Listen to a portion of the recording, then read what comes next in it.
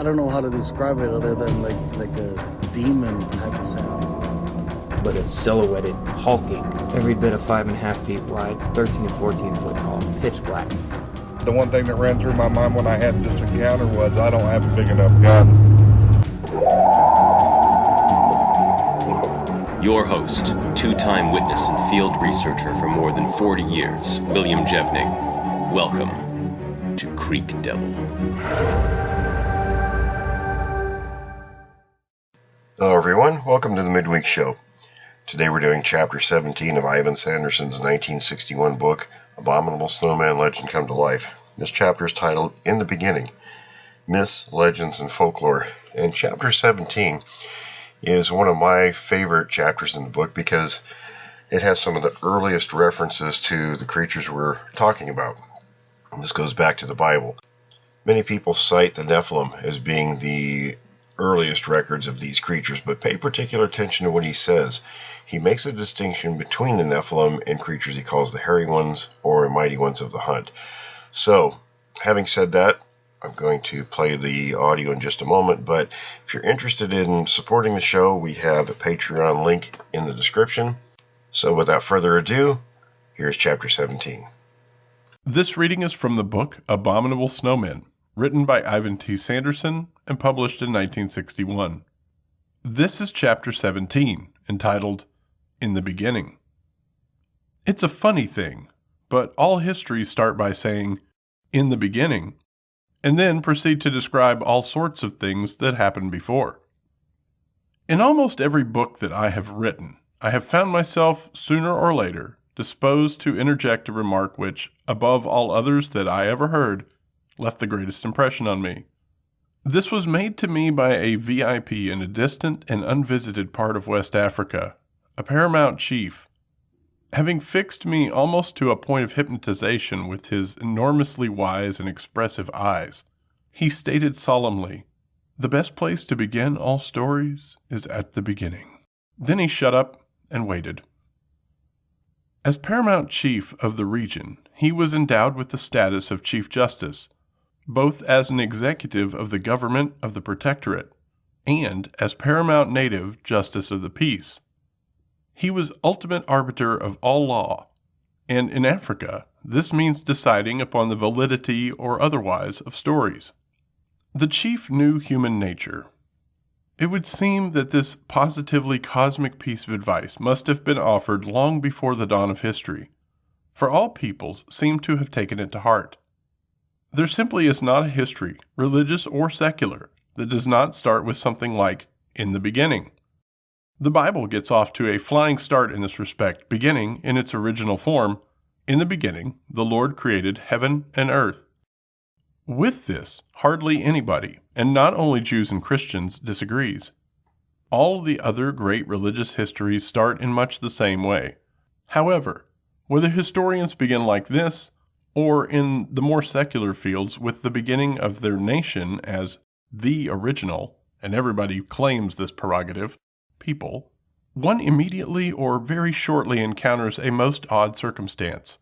It transpires that, regardless of the fact that almost everybody is agreed that the Almighty started the whole works, there was an enormous length of time, or elapsed time, before we appear on the scene, usually by God's design, but sometimes just out of the blue. This is passing strange, but you will find it if you dig back far enough into any statement made by any people about their origins. Humanity seems universally to have attempted to adopt the chief's admonition, but in the majority of cases to have run into a profound difficulty. The usual way around this was the declaration of spontaneous creation, either as among those whom we consider to be the more advanced thinkers, by the one power, or as among those we say are of lower intellect, by a pantheon. This gets rid of the problem as to what went on before time started, as well as what was before this earth was formed.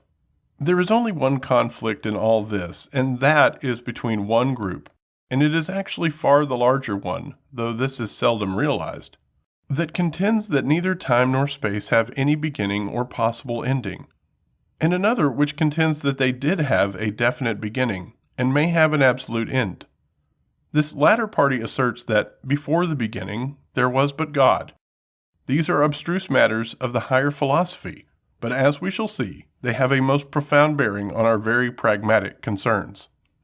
The Bible, in a way, attempts a rational confluence of these two otherwise opposed points of view, by stating first that everything is indeed a willful act of God, but that it was, as concerns this earth and us, only an interlude in eternity. It then gets down to specific facts about this latter as, really, quite a separate subject. Thus, it has two beginnings, the first cosmic, the second terrestrial. But then again, unlike almost all other religious histories, it starts off still a third time, with the beginning of man. And by this is meant what we call Homo sapiens, not just the hominids. On this last business, it is rather specific. Now, this sort of thing crops up also in just about all historical beginnings.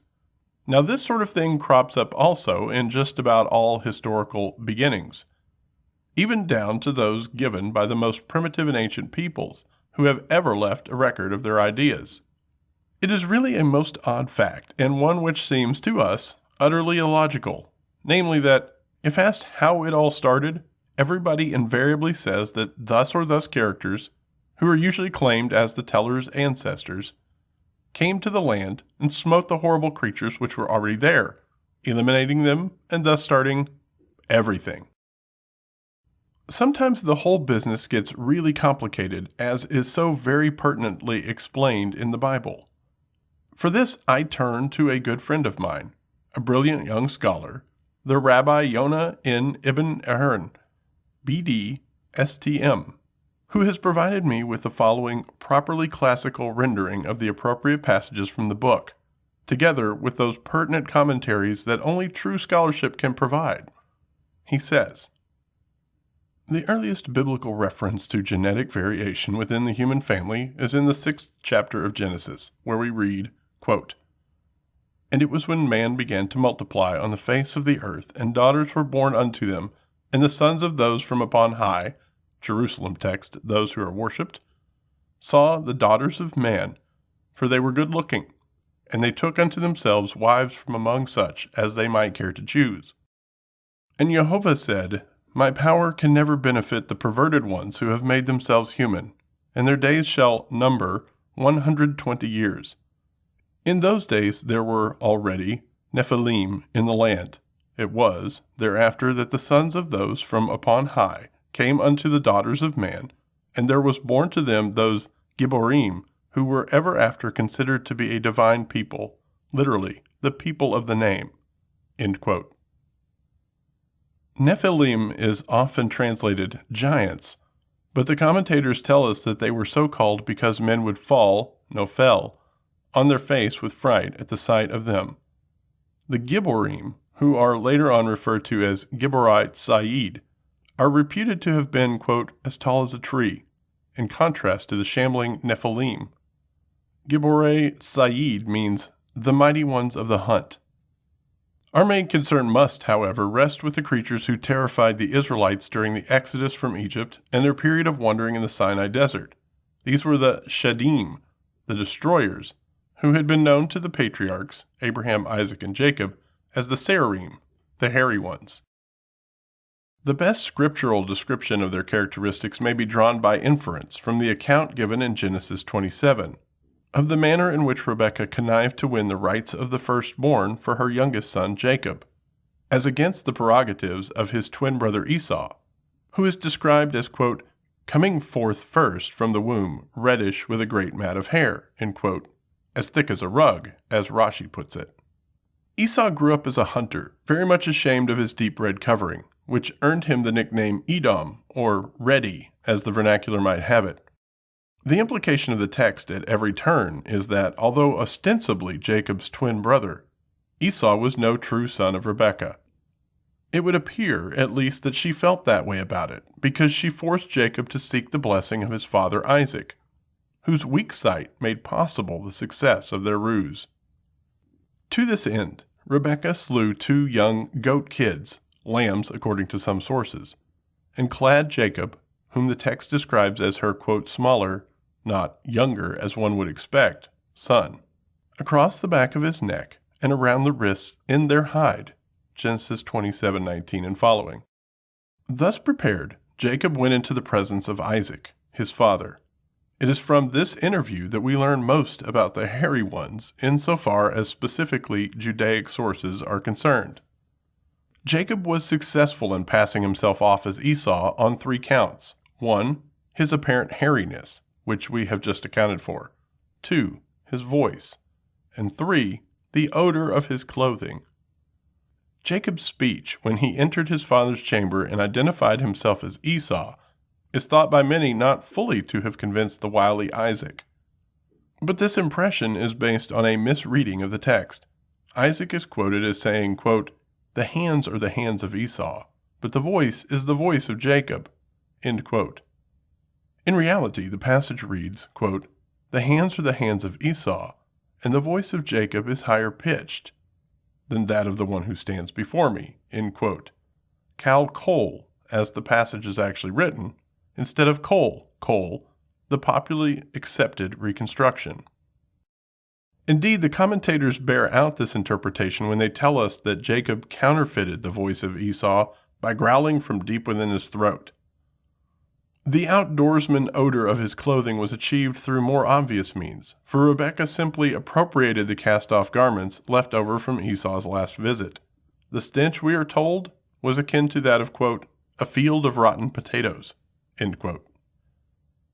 A composite physiological picture of the hairy ones shows us that they were hominids, and indeed were close enough to modern man to be capable of intermarrying with other human races. They had long arms and a mass of reddish hair covering their bodies, darker about the head than below. They attained a height of about 4.5 feet, par for those days, I'm told. Quote, "like the stone hounds of Aram." End quote. Beneath the shaggy exterior, the bone structure was clearly evident, particularly on the legs, which were short and very straight, the elbow, neck, and heel joints being unusually large. The habitat of this race is definitely known to have been restricted to the Sinai Peninsula.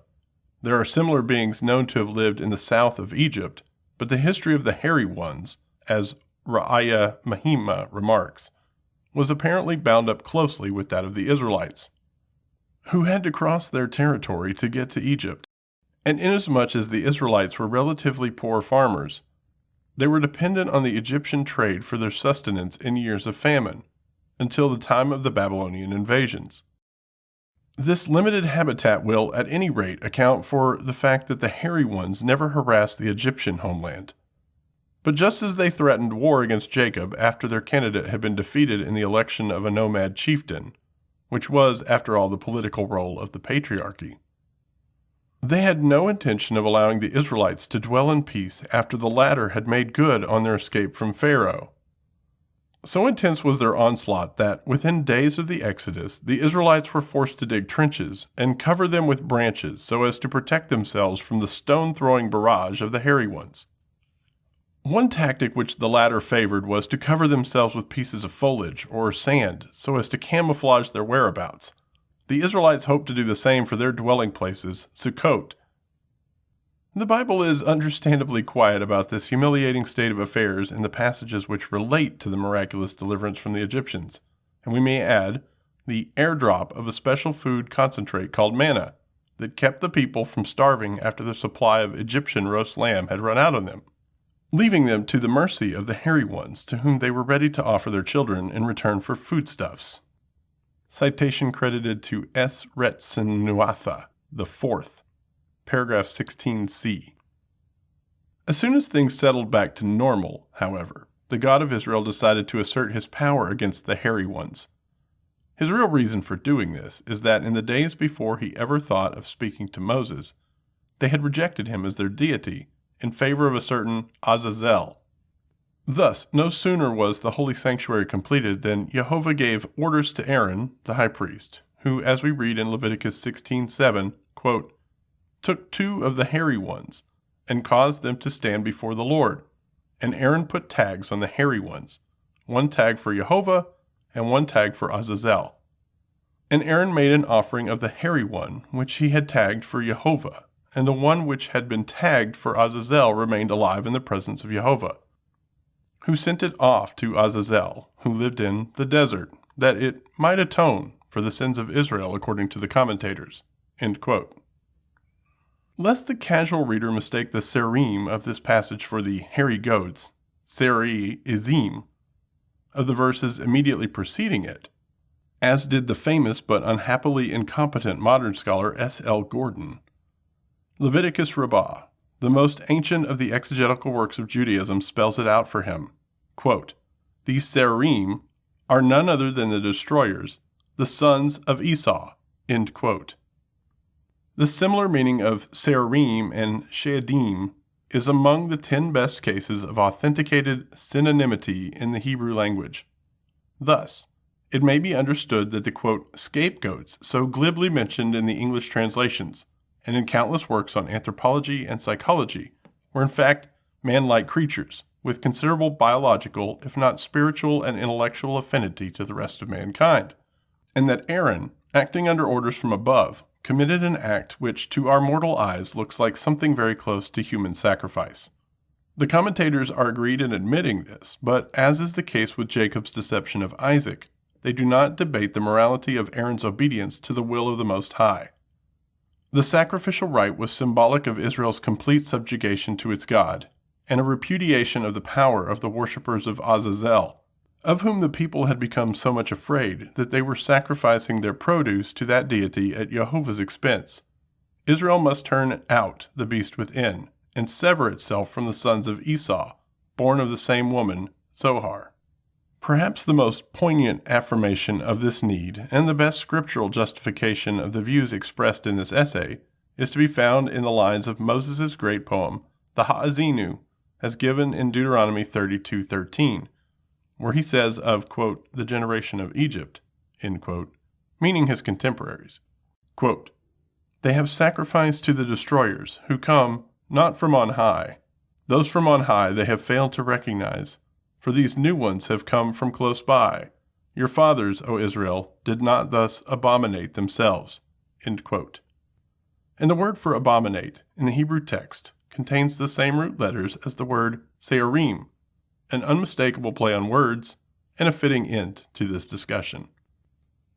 To which I would add that it is even more of a coincidence, perhaps, that this newspaperman, Henry Newman, should 3 millennia later have by pure mistake named certain similar creatures by an antonym in our language, for an object abominated is abominable.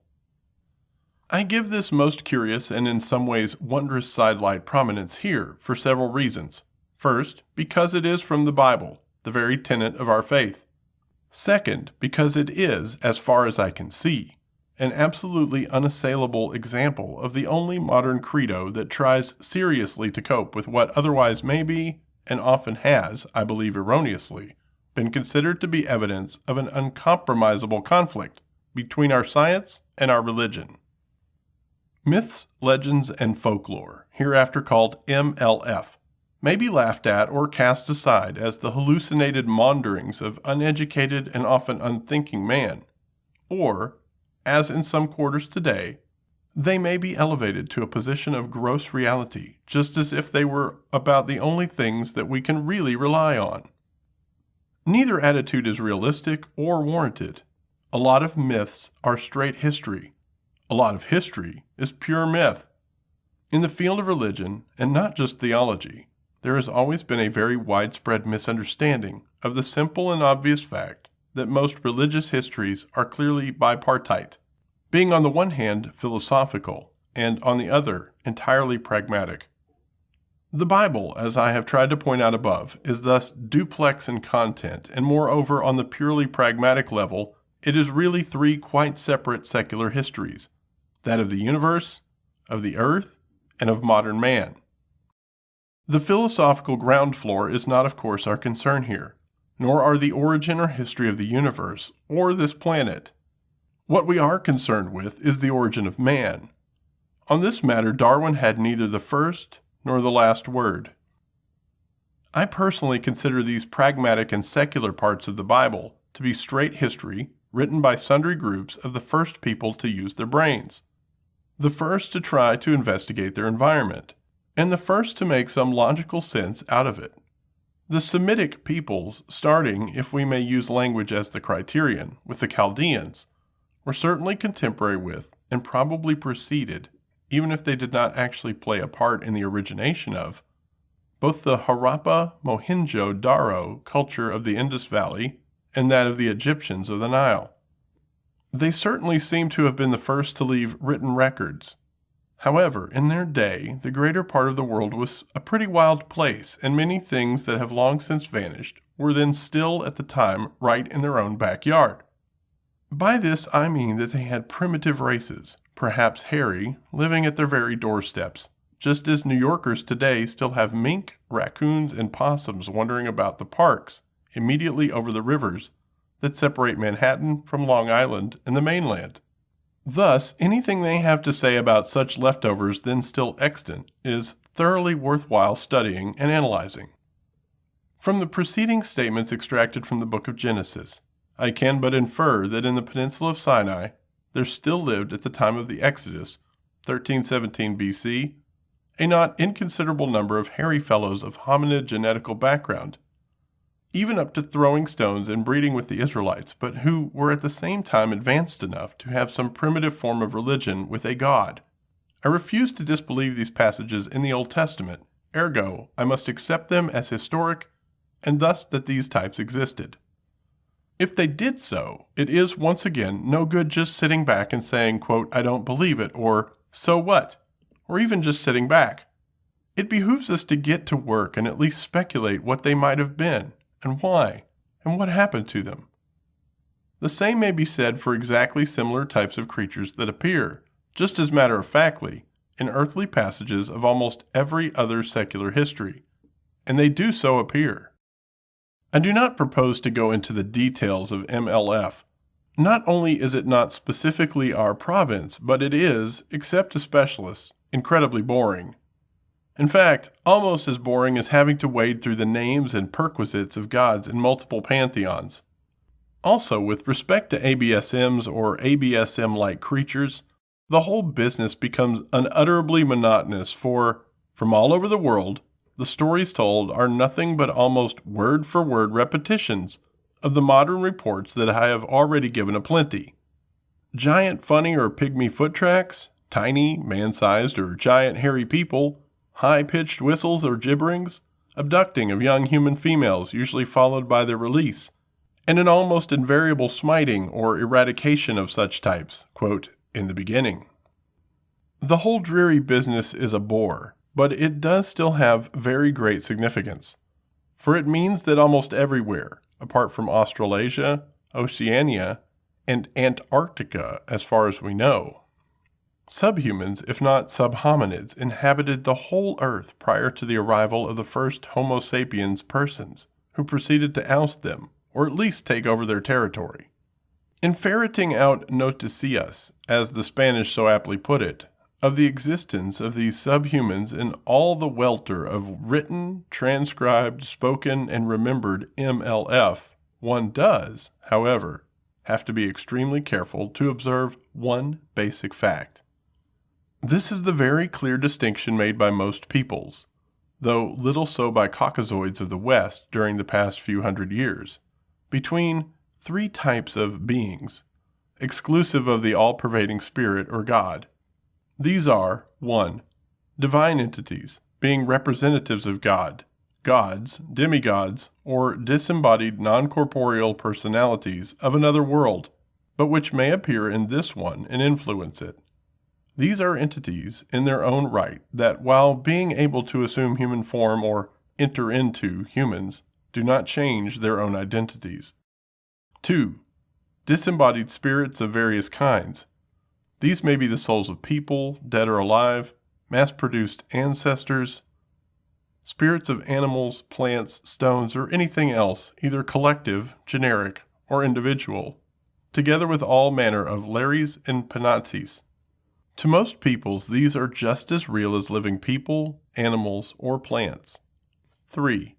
Unknown, or as yet undiscovered, but live, corporeal things.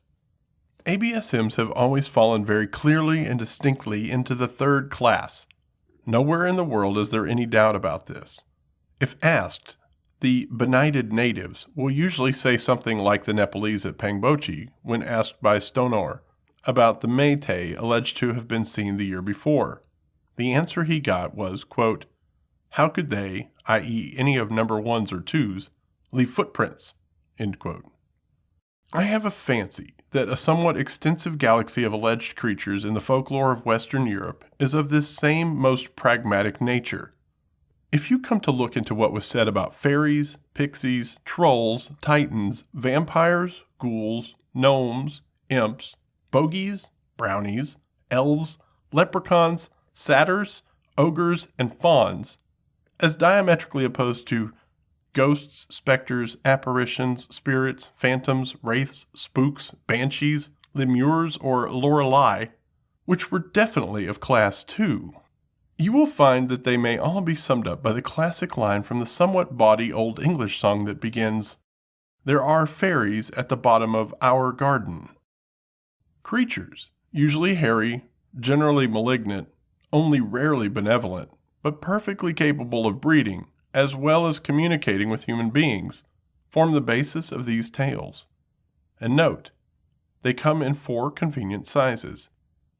The same may be said for all similar types known by whatever other languages all over Europe, North Africa, and a great part of what is today Russia.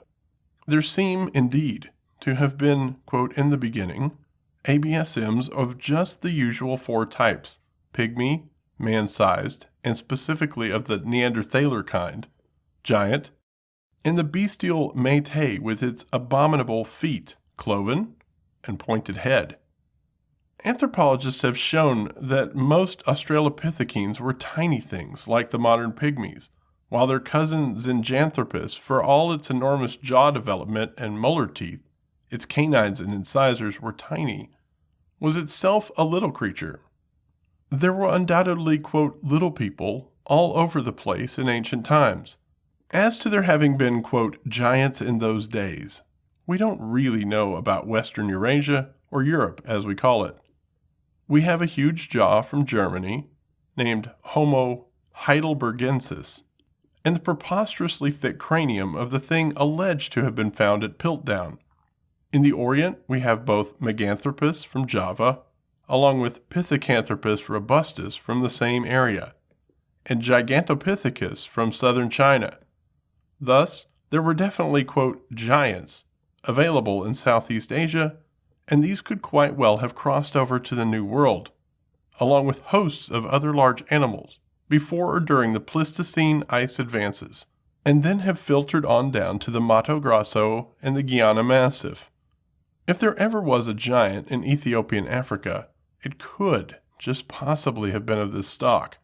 But we also have other very rugged-looking types there in so-called Homo rhodesiensis, fragments from Algeria, Atlanthropus, and from Tanganyika, another Mecanthropus, which might have provided ABSM material on that continent.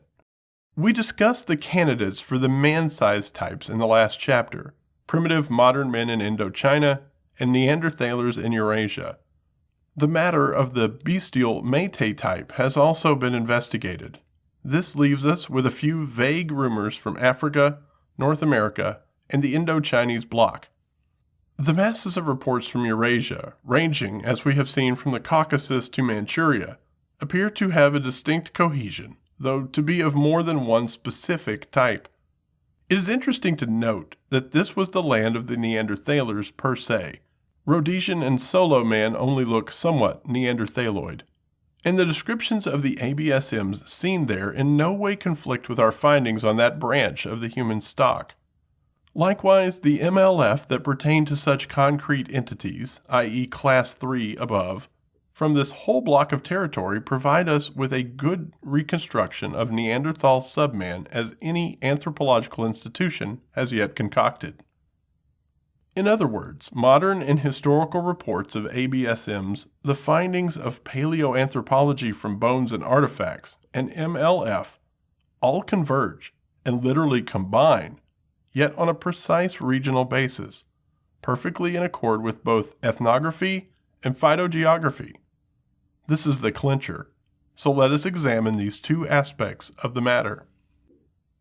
As currently defined, the major branches of the human, Homo sapiens species are distributed as illustrated on the world map on page 376, map 14. They fall into four pretty clearly defined lumps, one with 5 major divisions, one with 4 subdivisions, and the others with 2. Spotted about but very sparsely are also the remnants of 2 other basic and more primitive groups, both now nearly extinct, namely the Bushmen and the Pygmies. Of course, there are also the recent wanderings of the western Caucasoids and Negroids, but these I have ignored as not being in any way germane to our story. From this map one may see more or less how the world was about the time of Columbus, and before the expansion of Europe had really gotten underway. Armed with this, one may then proceed to consider ABSMs in MLF, and in point of current fact. Both classes of data fall exactly into a single pattern. The status of both these folktales and current reports of ABSMs in the Americas is too confined and obvious to need much comment. One needs the more detailed vegetational map, see map 3, to elucidate the regional features. The northern tree line clearly divides the Asiatic or Arctic Mongoloids, i.e. the Eskimos, from the North Amerinds. ABSM reports from this continent fall into 2 classes, those of giants right across the top and then down the western mountains. Second, the much vaguer mumblings about, quote, the little red men of the bottomlands from the Mississippi drainage. There's undoubtedly a great deal more ABSMery about South America, but the reports of it are scattered throughout the voluminous local presses of its many countries, while our knowledge of the beliefs of and of the factual information possessed by the indigenous Amerindian peoples is sadly limited as yet. Just as in Central America, however, cases have apparently gotten onto police blotters with some regularity, and several reliable travelers have made reports. Among these are 3 that Bernard Heuvelmans has sent me. In 1956, the geologist Audio L. Piche found on the Argentinian side of the Andes at a height of over 16,000 feet enormous human-like tracks, with prints about 17 inches long. In 1957, the Brazilian newspaper Ultima Hora of Rio de Janeiro stated that similar footprints had been found in La Salta province of Argentina, and went on to say that a newspaperman found the people of a village named Tolor Grande in a turmoil, due to eerie calls at night emanating from the Kuru Kuru Mountains. These are said to be the habitat of a dread creature called the Ucumar Zupai. In 1958, La Gaceta of Santiago, Chile, of May 6th, published a report of a, quote, ape man, seen 50 miles from a place called Rango by a party of campers. Several other witnesses are also quoted, and one Carlos Manuel Soto swore out an affidavit on May 13th, which includes the statement that, quote, I saw an enormous man covered with hair in the Cordilleras, end quote. It was also stated that the local police had investigated. Turning now to the Old World, we find quite a different situation. Let me first dispose of Ethiopian Africa, something that I have really already done in that I tried to point out in Chapter 9 that, apart from the vague Tano giant and the Muhalu, which seems pretty definitely to be a Pongid, just as the natives have always asserted, there is nothing to report but the widespread notion that pygmy races were once much more widely distributed, and still are so today, while some of these are so very primitive indeed as to be hairy. Most African peoples have a large and splendid pantheon of gods, and they also almost universally believe forcefully in another whole world of disembodied spirits of all kinds. But they make the clearest distinction between both of these and mere unknown animals, of which they still speak aplenty. If any of these were hominids, Africans would be the first people to say so. They don't.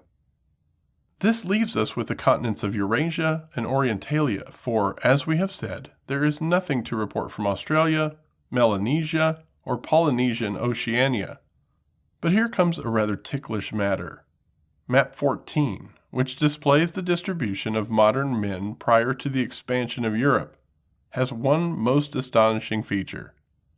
This is the almost exact coincidence of the distribution of the Caucasoids and Mongoloids with that of the true continents, see map 15, and with certain major boundaries between vegetational belts, see map 16.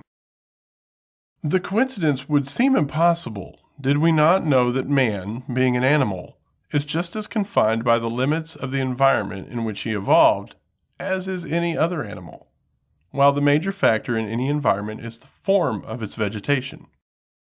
However, this is not the ticklish matter.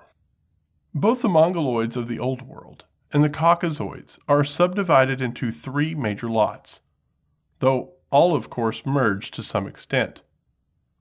But if you dig back into the origins of all 3 branches of the Caucasoids, you will almost without exception find that they are known to have, said to have, or believed to have originally come from Central Asia. There appear to be remnants of some really original Europeans in the Basques, of the Middle Easterners in such isolated spots as the Canary Islands, the Atlas Mountains, the Abyssinia, and of the Easterners or Indians in the southern part of that peninsula. But everywhere we look, we find a residue of Mongoloid penetrations or immigrations going back for millennia. The Semitic peoples alone would appear to have stayed where they originally evolved, and to have rebuffed these Mongoloid hordes, an aspect of history that is of utmost significance. Since the Caucasoid seems to be rather strongly dominant to the Mongoloid type, that type soon disappears physically when it slops over its own precise borders, vide the purely Caucasoid appearance of the Slavs and of the still later Magyars today. However, while they may appear to disappear physically, their MLF usually linger on and become rooted in the lands they conquered or swamped. This has been most particularly the case in Europe, much less so in the Middle East, and surprisingly little in India, despite the many great Mongol invasions there too and their long periods of dominance there. In studying the traditions of Eurasia, we must therefore regard the area in 2 parts. The first, that of Europe and Central Asia to Korea. The second, that of the Middle East or Semitic world. Likewise, when we come to Orientalia, we have to make an absolutely clear distinction between Caucasoid India on the one hand and the lands of the south or oceanic Mongoloids on the other. There is, then, the added complication presented by the fact that the northern or Arctic Mongoloids of the Old World also have clear traditions of ABSMs, along with beliefs in a great number of such related creatures of the past, which they share with those of the Central Mongoloids and the Europeans. Throughout this whole vast area there is an almost universal belief amounting to a true folk memory, and which may in many cases almost be accepted as historical fact, of previous, now extinct inhabitants of the land who were subhuman. Also, there is really no clear line drawn between these historical traditions and reality as we have pieced it together from archaeological and anthropological diggings and delvings. Nor is there any clear demarcation between submen and full men, in that lots of people seem never to have quite decided whether interbreeding was permissible or even possible. Since primitive man would presumably try to breed with anything sufficiently like himself on purely biological and instinctive grounds, this line may never really have existed in the first place, and therefore there may always have been crossbreeds, such as have been found in caves in Palestine between modern man and Neanderthalers, and thus of all manner of degrees of, quote, manness and, quote, submanness. It is interesting to note that MLF about such, and thus about what we call ABSMs, have everywhere shrunk back progressively through time from the initial centers of civilization. To put it crudely, they disappeared progressively, first as accepted fact to become folklore locally but still fact over the border. Then they became a legend locally and folklore over the border, but remained fact, quote, in far countries, end quote. Finally, they became mere myths locally, but going outward, first a legend, then folklore, and finally something only rumored as still existing in very far-off lands. This is only logical, for the earlier inhabitants of the land were either exterminated, absorbed, or driven out, and as the centers of more advanced culture began to merge, the poor subhominids, then the submen, and finally even primitive true men, had to keep moving out until they got into isolated pockets, mostly forested mountains where they were finally hunted out, or withdrew into the great uninhabited and unusable uplands. Anthropological history is absolutely clear and precise on this process, and the whole history of MLF marches along beside it throughout Eurasia. The situation in the Middle East, that is, from Mauritania to the Pamirs and south to the borders of Ethiopia and Orientalia, see Map 14, the Central Caucasoids, was somewhat similar, but appears to have taken place on an earlier timescale, and to have been more rapid. The reasons for this are twofold. First, the modern men of this natural province appear to have been the first to become civilized and organized. But second, and much more important, this whole area suddenly dried up climatically just about the time civilization began, and it has continued to do so ever since. In fact, this desiccation may have been the primary cause of the development of civilization as a whole in the first place, for it must have acted as a tremendous spur to human efforts to survive. Submen and really primitive people seem to have been disposed of in a very short order in this province on both these accounts, and also because there were no great forested mountain blocks or uninhabited uplands for them to retreat to, either in it or for long stretches around it. The Sinai Peninsula was one of the few that there were, and we have seen what was there in the passages quoted from the Bible earlier in the chapter. Yet again, if you look at this same map, you will perceive the very significant fact that ABSMs are reported from the Caucasus, the mountains of northern Persia, and the Pamirs, while very strong traditions, and even some historical records, see Pliny, of their previous presence lingered on in Morocco till Roman times, and in extreme southern Arabia till much later. The truth of the matter is that the primitives, submen, and others of the Middle East had nowhere to retreat to but deserts where they could not live. They could not cross the Mediterranean on the one hand, or the Arabian Sea on the other, to get to forested Europe or India. And when they went south, if they did, toward Ethiopia and Africa, they ran head-on into the large and most vigorous population who would just not admit them, the Negro peoples. Today we find an immense amount of evidence, see chapters 13 and 14, that not a few real primitives and or submen, i.e. in both cases colloquially ABSMs, seem to have managed to survive in the vast unused mountain blocks that cover the lands of the central Mongoloids throughout Central Asia, and it is possible that they may still be spread over the even less known and practically unpenetrated uplands of the northern Mongoloids in Siberia. However, the Russians only absorbed this immense subcontinent in the 19th century, and they simply have not even yet been able to explore it fully, any more than we have parts of Alaska, the Yukon, British Columbia, and the Canadian Northwest Territories. This is a land of continuous and particularly difficult coniferous forest, actually forming the largest continuous plant growth on the surface of the earth.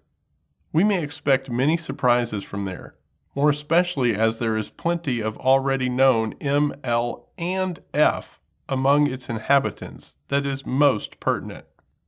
The situation in Orientalia is similarly obvious, or at least it should be by this time. To take India first, as the human population grew, and it started to do so enormously at a very early date, the primitives and others had to get out. Here they had a fairly wide choice. First and most obvious were the forested uplands of the southern part of India itself and the island of Ceylon beyond. Second, they had the mighty Himalayan ranges hard by, and third, they had the Indo-Chinese Massif to retire to. Now it seems that they went in all these directions, for the legendary and recorded history of India is full of references to primitives in the southern peninsula and in the mountains of Ceylon until quite recent times. See especially Bernard Heuvelmann's book for those in the latter. Then there are still some very primitive peoples in those areas, and these, like the Senoi of Malaya, in turn have traditions about even more primitive and often hairy people who preceded them. With characteristic pragmatism, they do not, however, report them as still existing. Hence, no ABSMs in India proper, today that is. The Himalayas may be regarded as being, quote, in India, and they certainly are in Orientalia. We have already heard quite enough of current ABSMs in that province, but we should add that MLF and all the rest about them there is, and always has been, rife throughout the entire country.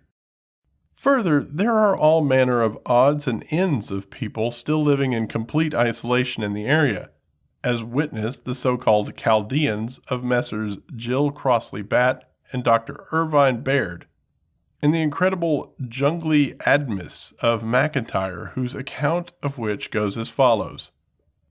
There are some curious specimens of humanity to be found dwelling among the forests about the Chilpa, the Razis, compared with whom the villagers are quite civilized.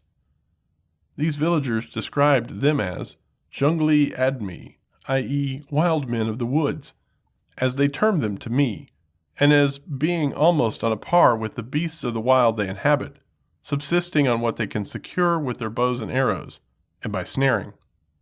My old friend Colonel Fisher, Senior Assistant Commissioner of Kumaon, gave me the following short account of these interesting barbarians. Quote, they were the original inhabitants of the country about there, but the persecutions to which they were subjected by the Kumaon Rajas, and especially by their neighbors, the Gurkhas, were so cruel that they abandoned their hamlets and retired into the wildest and least inhabited parts of the country, and lived on wild roots, fruits, and fish, and game, and lost all recollection even of their language. I was told by the Rajwar of Ascote, they themselves have entirely disappeared from Kumaon, though there may be a few yet on the banks of the Sarda in our territory, or the thick jungles of the Nepal side of the river. The last time I saw a man and woman of the tribe was at Ascote in 1866, and they were caught for my special benefit. We gave them a few rupees, but they seemed to value them as much as apes. They would eat anything given to them, and both the man and the woman wore long hair down the back and used leaves stitched together for clothing." End quote.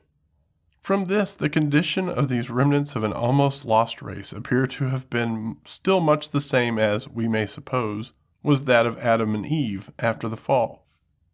In this area, tradition, rumor, ethnology, and proved reality all come together into one inextricable web of history, so that one cannot really draw any hard and fast lines between them.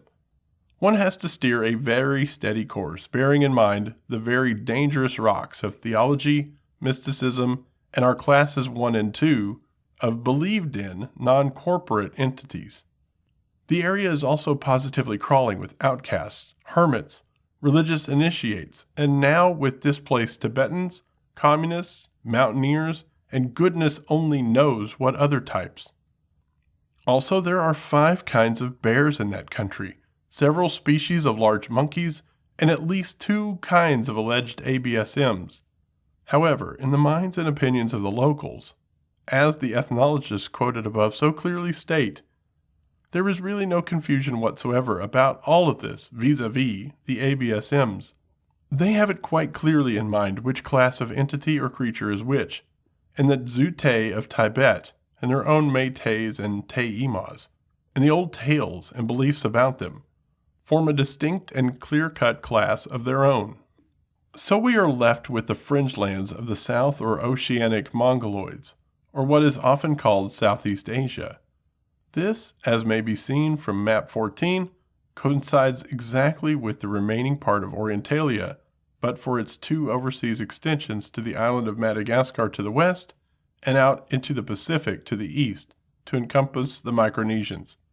Among these peoples are the Japanese, the South Koreans, the Chinese proper, as opposed to the Manchus, the Indo-Chinese, which is to say Vietnamese, Laotians, Siamese, Coachins, Burmese, and all their associated peoples, and the Malays and assorted Indonesians, including the Filipinos.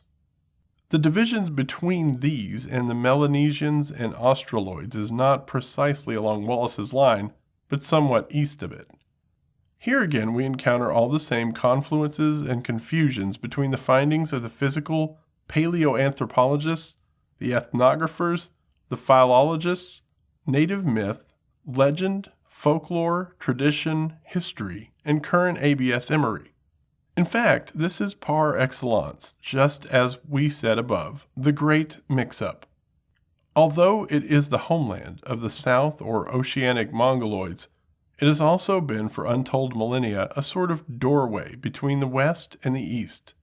Just about everybody, apart from the Amarans, have at one time or another streamed through here, either one way or the other, and most of them seem to have left some remnants of themselves, as well as of their cultures, their beliefs, and their traditions, scattered all over the place.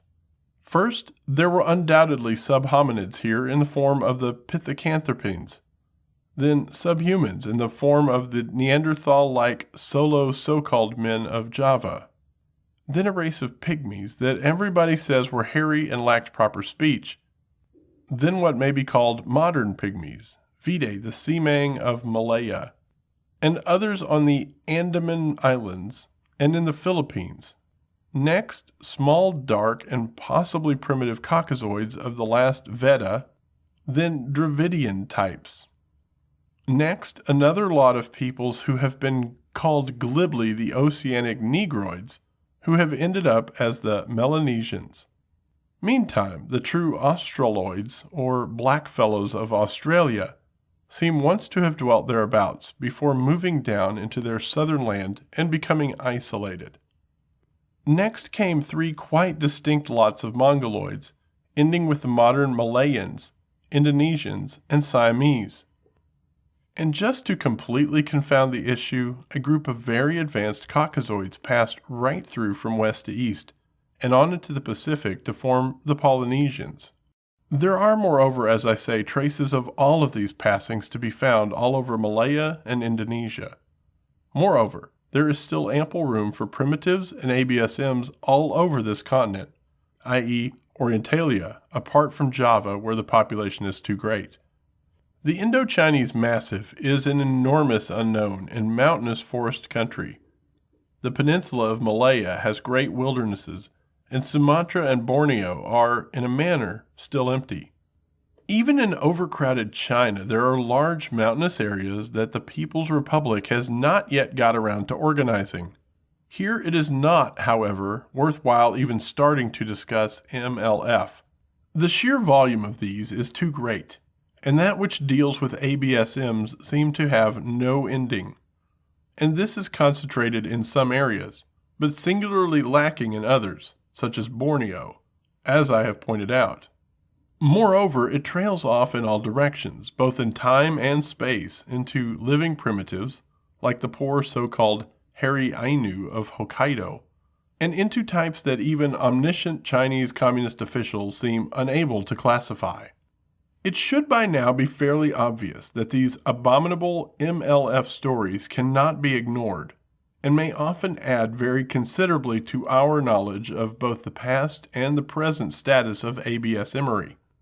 Were there but one single case in all of it that did not jibe with the established precepts of vegetational distribution, general geography, anthropology, ethnography, or modern reports, we might have to think again and reappraise it, if not doubt it.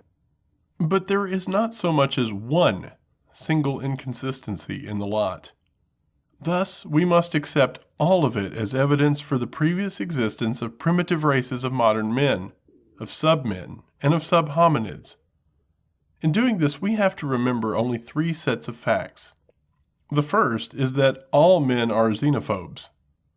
The second is that almost all men believe almost as fervently and completely in a non-material world as they do in the material one. Third, that the three great major divisions of modern man, who inhabit most of the earth today, are different. These differences are to some extent physical in their most basic aspects, such as spirally curled hair in the Negroids, partially curled or wavy hair among the Caucasoids, and straight hair among Mongoloids. But most of the other standard physical criteria break down, such as the degree of eversion in the lips, skin color, comparative length of limbs, and so forth. However, there is no doubt whatsoever that the three do differ, and radically, emotionally. Emotion has nothing to do with intrinsic instinct or intelligence, aptitude or ability. It concerns only the way in which things are done. In this, the three main types of modern men behave according to the nature of their original environment. The Mongoloids, developed on endless plains with nothing but a horizon to look at, are contemplative. The Negroids, developed in a land of violent colors, contrasts, changes, and multiple life, are, quote, emotional. The Caucasoids, having everywhere struggled upward amid a welter of physical problems, like wildly varying seasons, endless mountain ranges, rivers, and arms of the sea to be crossed, ice ages, and so forth, are basically mechanistic, or what they choose to call, quote, practical. The Australoids, the Bushmen, and the Little Pygmies are frankly quite beyond our ken. All three of the last seem to live and operate in a world so strange that we push most of its precepts into a vague realm that we have named parapsychology. This concludes the reading for Chapter 17. Thanks for listening to this episode of Creek Devil. If you or anyone you know has had an encounter with these creatures, please contact us at williamjevning@yahoo.com. That's William, Jevning, @yahoo.com. All communication is confidential. Join us for another program next week. And until then, keep your eyes open out there.